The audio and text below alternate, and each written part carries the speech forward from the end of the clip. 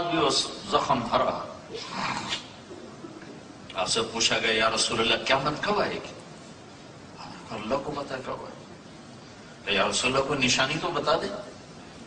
آپ نے فرمایا جب ماؤں کو ذلیل کیا جائے گا تو قیامت آ جائے گی۔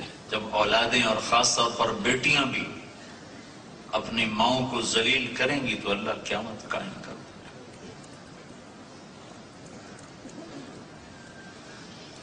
تو میں ساری سیرت کیسے سناؤں؟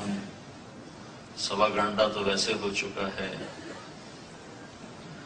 ہاں ایک دکھ درد لے لو تو میں سمجھوں گا کہ میرا پیغام پہنچ گیا۔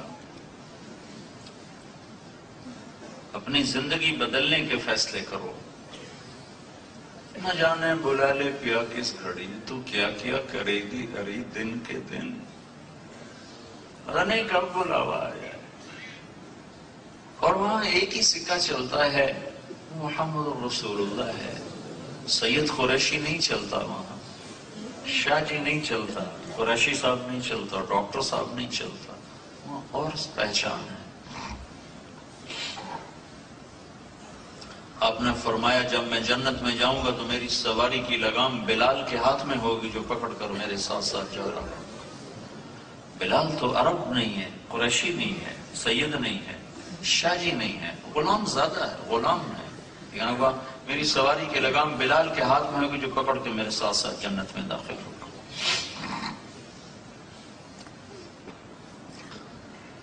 تو میرے عزیزو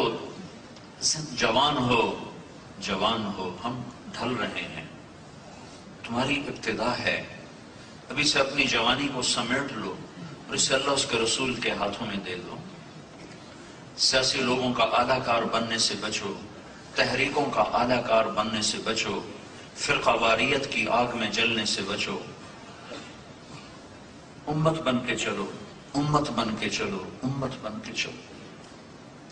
اللہ کے رسول نے اس امت پر صرف آنسو نہیں بہائے، خون بہایا ہے، اپنی اولاد کو ذبح کروایا ہے، اپنے گھرانے کو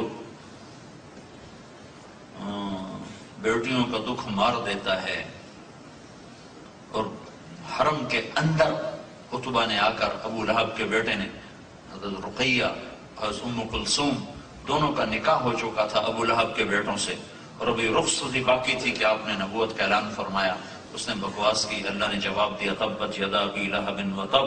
تو اس نے کہا جاؤ محمد کی بیٹیوں کو طلاق دے دو ورنہ تم میرے گھر میں نہیں آ سکتے۔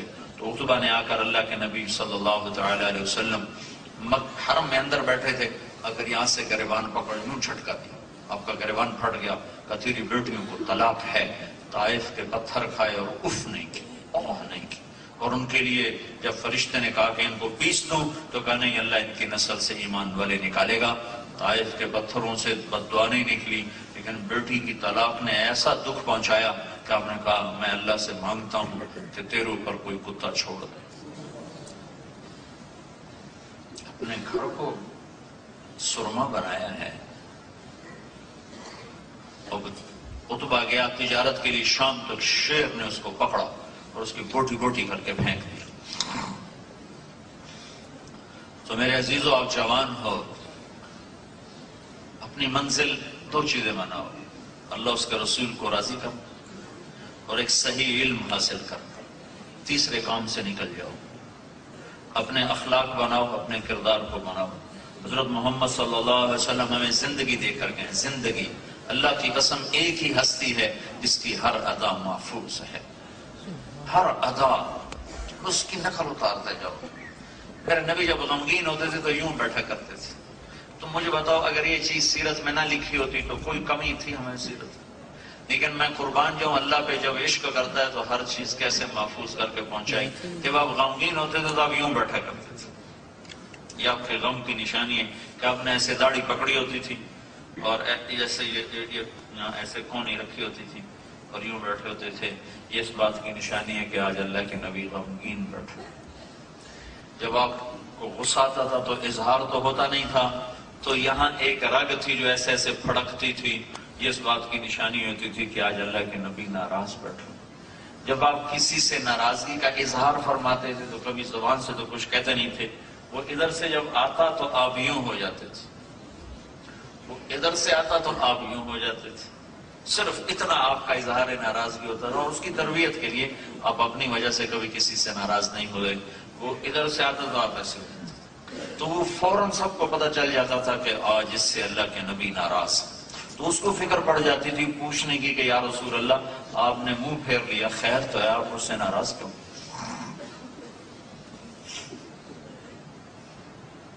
ابو ہریرہ جہاد میں جانے لگے، ماں نے روکا کہ میں اکیلی ہوں، مجھے چھوڑ کے نہ جا، کہا نہیں اللہ کے نبی نے کہا میں نے جانا ہے۔ ایک واقعہ اس پہ سنا رہا ہوں، یاد ہے، تو انہوں نے کہا بیٹا میں تجھے اپنے دودھ کا واسطہ دیتی ہوں جو میں نے تمہیں پلایا، مجھے چھوڑ کے نہ جا، میں اکیلی ہوں۔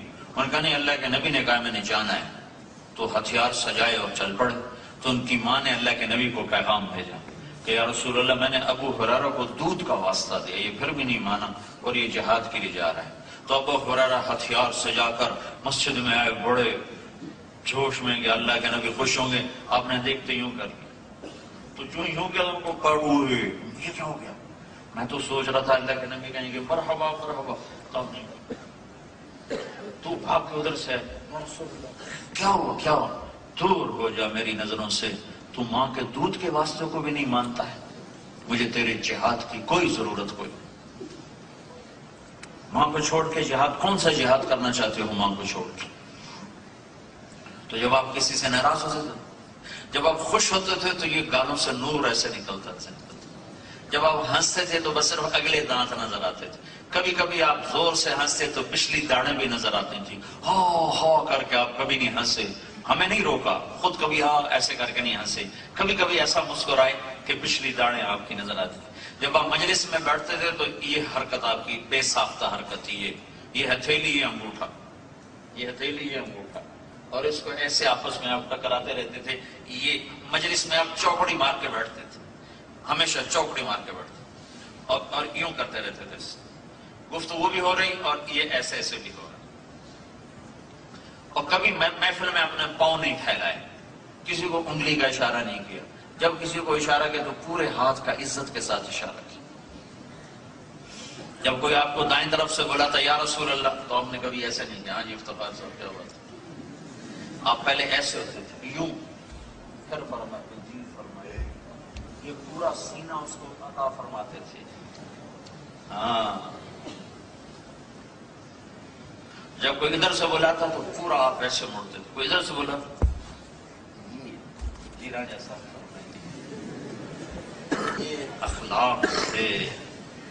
آج تم نماز کو ہی دین سمجھتے ہو، نفرت سے دل بھرے ہوئے، بغض سے دل بھرے ہوئے، ایک دوسرے کی جان کے در پہ، عزت کے در پہ، مال کے در پہ کون سا دین لائے ہو اور کون سی سیرت کے جلسے کرتے ہو کہ دل بغض سے سیاہ ہو چکا، پتھر ہو چکے۔